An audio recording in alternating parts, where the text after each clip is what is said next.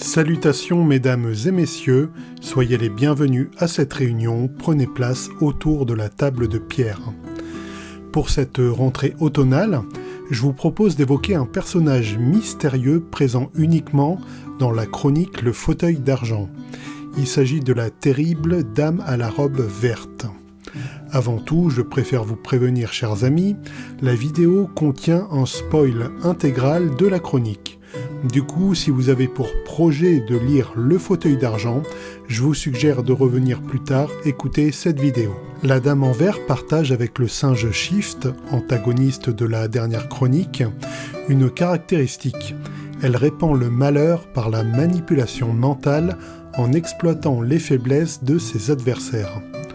Le projet de cette Dame verte consiste à faire grandir un royaume sous la terre avec une armée des ombres qui, le moment venu, sera à même d'envahir le pays de Narnia. Son premier acte se passe hors champ, comme on dirait au cinéma.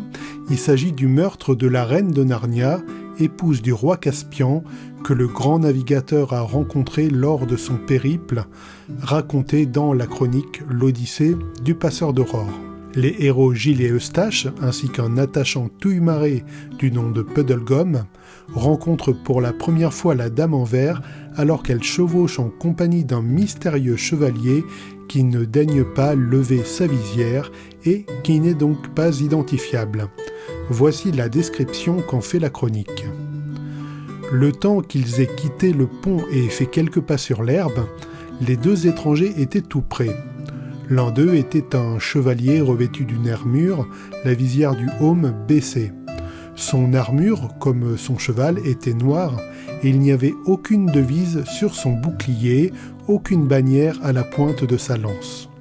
L'autre était une dame montée sur un cheval blanc, un cheval si adorable qu'on avait envie de l'embrasser sur le nez et de lui donner un morceau de sucre sans attendre. Mais encore plus charmante était la dame, qui chevauchait en Amazone et portait une robe flottante d'un vert éblouissant.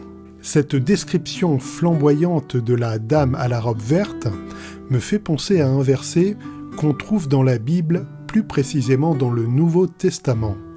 L'apôtre Paul y écrit ceci. « Satan lui-même se transforme en ange de lumière. Il n'est donc pas étrange que ses ministres se transforment aussi en ministres de justice. » Au contraire d'un roi Miraz à l'approche directe et martiale, au contraire d'une sorcière blanche qui montre rapidement son vrai visage, la dame à la robe verte va mettre du temps à révéler réellement qui elle est. Deux caractéristiques de l'emprise de la Dame verte apparaissent dans cette première scène. C'est ce que va révéler le reste de l'intrigue. La première caractéristique est l'humiliation. En effet, comme vous le savez, le mystérieux chevalier qu'elle exhibe n'est autre que le prince Rilian, héritier du trône de Narnia, que recherchent justement nos héros. La deuxième caractéristique est commune à beaucoup d'antagonistes, à savoir faire le sale boulot par autrui sans avoir à se salir les mains. C'est en effet la dame à la robe verte qui va suggérer aux enfants et à Puddlegum de se rendre au château de Harfang, demeure des terribles géants cannibales du Nord. La dame à la robe verte se révèle être une sorcière, manipulatrice, qui se transforme en serpent pour rachever ses proies. Il est possible que l'auteur C.S. Lewis, amateur et connaisseur en contes, légendes et traditions diverses, se soit inspiré de plusieurs mythes et récits pour créer ce terrible antagoniste. Dans le guide du monde magique de Narnia, Virginie Michelet nous apprend ceci.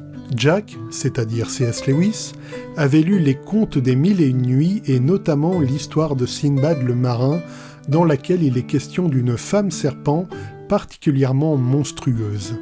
Mais, en réalité, on trouve des femmes alliées ou transformées en serpents depuis la Bible, avec Ève pour commencer, jusque dans les légendes de l'Inde ou de la Grèce antique. Quant au fauteuil d'argent de la sorcière, il tiendrait son origine de l'Odyssée. Circé l'enchanteresse, qui se sert de sa baguette pour transformer l'équipage d'Ulysse en pourceau, a convié ce dernier à s'asseoir sur un trône au clou d'argent pour mieux l'empoisonner avec le poison qu'elle a versé dans sa coupe. Comme souvent, le plan de l'antagoniste semble parfait et ne s'écroule que grâce à un petit détail négligé par le ou la méchante. C'est le cas avec la dame à la robe verte, qui ne s'attendait sans doute pas à la résistance de Puddlegum, qui résiste à son enchantement et garde foi dans Aslan et dans Narnia. La dame avait pourtant réussi à convertir par la ruse et l'envoûtement tout un monde souterrain, mais aussi un prétendant au trône de Narnia, mais encore 2 enfants envoyés par Aslan en personne. Elle avait pourtant un angle mort. C'est la créature la plus improbable, mais qui a marqué, je pense, les lecteurs de Narnia que nous sommes, le Touimaré Puddlegum, qui parvient seul à résister à l'enchantement maléfique. Notons que certains lecteurs assimilent la dame à la robe verte à la sorcière blanche, qui aurait quelque part survécu, on ne sait trop comment, après la grande bataille qui clôture le lion, la sorcière blanche et l'armoire magique. La dame fréquente en effet le nord, on peut lire une inscription assez étrange dans la cité des anciens géants. Bien que sous terre et sans trône aujourd'hui je sois, quand je vivais, toute la terre était en dessous de moi. Certes, ça colle le doute, il y a aussi certaines similitudes, entre autres le fait qu'il s'agit de 2 sorcières. Cependant, il semble que l'inscription est due à un grand roi des anciens géants, à en croire Rilian. Certes, le prince ajoute le fait que la dame est, je cite, de race divine et ne connaît ni la vieillesse ni la mort.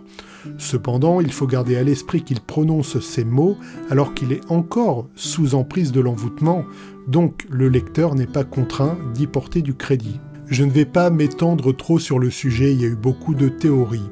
À titre personnel, je pense que C.S. Lewis a fait un rappel intelligent indiquant que le mal peut toujours frapper de façon similaire.